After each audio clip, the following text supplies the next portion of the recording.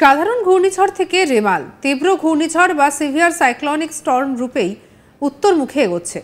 আর এই মুহূর্তে সমুদ্রে তার নিজস্ব গতিবেগ ঘন্টায় সর্বোচ্চ 115 কিলোমিটার। বাংলাদেশের মংলাতে ল্যান্ডফল হবে ঘূর্ণিঝড় রেমাল। ভারতের মৌসুম ভবন জানিয়ে দিয়েছে যে বাংলাদেশের মংলা বন্দরের কাছেই রবিবার 26শে মে মাঝরাতে আছড়ে পড়বে এই ঘূর্ণিঝড়। মংলা থেকে দক্ষিণ পশ্চিম দিকে এর ল্যান্ডফলের প্রবল সম্ভাবনা রয়েছে।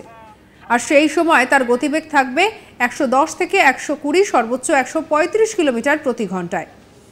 উত্তর বঙ্গোপসাগরে তীব্র ঘূর্ণিঝড়ের অবস্থান। বাংলাদেশের মংলা থেকে সরাসরি 260 কিলোমিটার দক্ষিণে অবস্থান তীব্র ঘূর্ণিঝড়ের। বাংলাদেশের খেপুপাড়া থেকে 220 কিলোমিটার দক্ষিণ এবং দক্ষিণ পশ্চিম দিকে এবং সাগর দিক থেকে 210 কিলোমিটার দক্ষিণ এবং দক্ষিণ পূর্ব দিকে আছড়ে পড়তে পারে রেমাল। দক্ষিণ 24 পরগনার ক্যানিং থেকে 230 কিলোমিটার দক্ষিণ এবং দক্ষিণ পূর্ব দিকে অবস্থান করছে এই ঘূর্ণিঝড়। তীব্র ঘূর্ণিঝড় রেমালের সাইক্লনিক পাওয়ার ঠিক কতটা তাই নিয়েও ইতিমধ্যেই বিভিন্ন ধরনের কৌতূহল সৃষ্টি হয়েছে। এবং যেটা জানা যাচ্ছে যে সাইক্লোন সেন্টারের আবর্তের বর্তমান গতি 95 থেকে 105 কিলোমিটার, সর্বোচ্চ 115 কিলোমিটার। আর এই নিয়ে কি বলেছেন আলিপুর আবহাওয়া দপ্তর থেকে প্রাদেশিক অধিকর্তা সোমনাথ দত্ত, শোনাবো আপনাদের। ইভিনিং থেকে সন্ধ্যে থেকে পশ্চিমবঙ্গের বেশ কিছু জেলাতে স্কোয়ারলি উইন্ড স্পিড শুরু হয়ে যাবে। উইন্ড স্পিড রিচিং 45 থেকে 55 kilometre per hour, gusting to 65 kilometre per hour. এবং সেগুলি হলো হাওড়া, হুগলি, কলকাতা, ইস্ট মেদিনীপুর ডিস্ট্রিক্টে ফ্রম ইভিনিং 26 মে। এবং এটি ধীরে ধীরে বেড়ে অতি গেল উইন্ড স্পিডে পরিণত হবে, রিচিং টু 70 থেকে 80 kilometre per hour, gusting to 90 kilometre per hour. এই জেলাগুলিতে 26শে মে আজকে রাত্রিবেলাতে। হ্যাঁ, এর মধ্যে খালি ইস্ট মেদিনীপুরে আপনার 70 থেকে 80 হবে, থাকবে না। ইস্ট মেদিনীপুরে একটু কম, সেটা হচ্ছে 60 থেকে 70 kilometre per hour, gusting to 80 kilometre per hour. আর কোস্টাল যে এরিয়াগুলো আছে, আমাদের পশ্চিমবঙ্গের যে কোস্টাল যে এরিয়াগুলো আছে, সেখানে squally wind speed reaching to 50 to 60 kilometre per hour, gusting to 70 kilometre per hour. তখন তো ওটা ফ্রিভেলি করছিল এবং ওটা আপনার ইনক্রিজ করে গেল উইন্ড স্পিডে হওয়ার যথেষ্ট সম্ভাবনা আছে, 70 থেকে 80 kilometre per hour, gusting to 90 kilometre per hour দুপুর থেকে।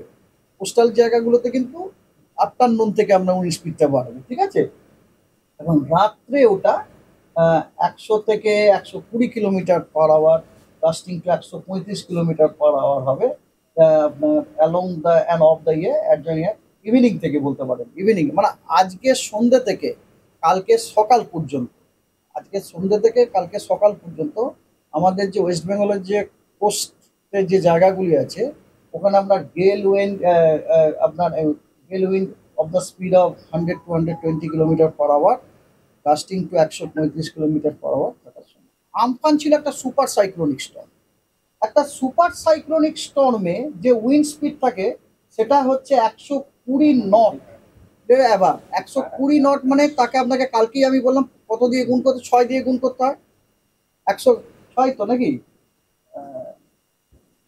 1.8 দিয়ে গুণ, মানে প্রায় ধরুন 2 এর মতো। প্রায় যদি 2 এর মতো ধরেন তাহলে ম্যাক্সিমাম উইন্ড স্পিড কত হচ্ছে, প্রায় ধরুন 220 মতো, 220-240 এর মতো, ঠিক আছে।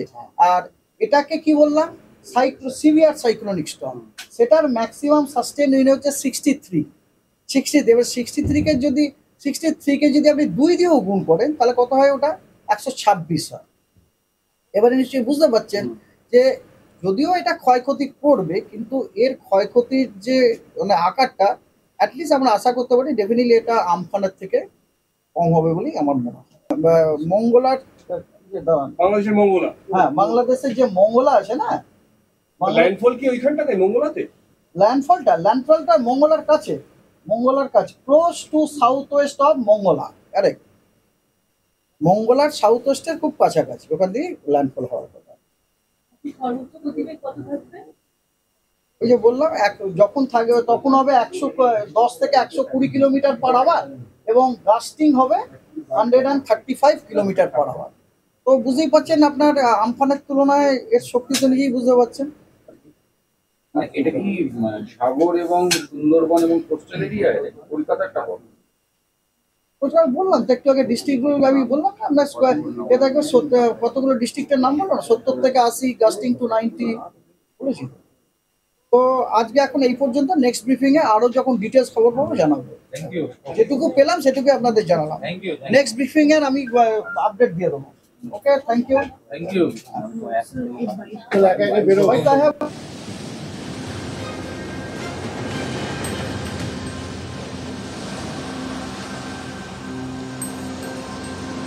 আপনারা এখান থেকে কোনো কাছাকাছি পাকা বাড়ি অথবা সাইক্লোন সেন্টারে গিয়ে আশ্রয় নিন।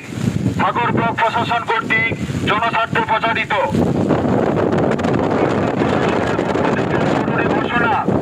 আপনারা এখান সমুদ্রের ধার থেকে কোথাও উঁচু স্থানে গিয়ে পাকা বাড়ি অথবা সাইক্লোন সেন্টারে গিয়ে আপনারা এখান থেকে কোনো কাছাকাছি পাকা বাড়ি অথবা সাইক্লোন সেন্টারে গিয়ে আশ্রয়। এবং ইতিমধ্যে যেটা জানা যাচ্ছে যে সাধারণ ঘূর্ণিঝড়ের থেকে রেমাল তীব্র ঘূর্ণিঝড় বা সিভিয়ার সাইক্লনিক স্টর্ম রূপেই উত্তরমুখে এগোবে।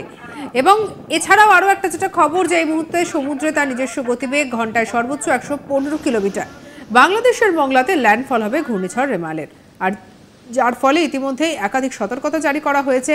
মৌসুম ভবন জানিয়েছে বাংলাদেশের মংলা বন্দরের কাছাকাছি রবিবার মধ্যরাতে হবে ঘূর্ণিঝড়ের ল্যান্ডফল।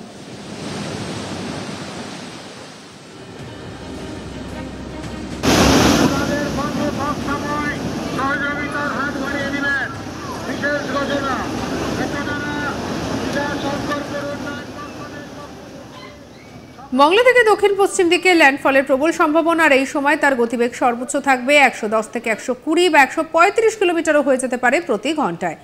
উত্তর বঙ্গোপসাগরে তীব্র ঘূর্ণিঝড়ের অবস্থান। বাংলাদেশের মংলা থেকে সরাসরি 260 কিলোমিটার দক্ষিণে অবস্থান তীব্র ঘূর্ণিঝড়ের। বাংলাদেশের খেপুপাড়া থেকে 220 কিলোমিটার দক্ষিণ এবং দক্ষিণ পশ্চিম দিকে, সাগরদ্বীপ থেকে 210 কিলোমিটার দক্ষিণ এবং দক্ষিণ পূর্ব দিকে আছড়ে পড়তে পারে রেমাল।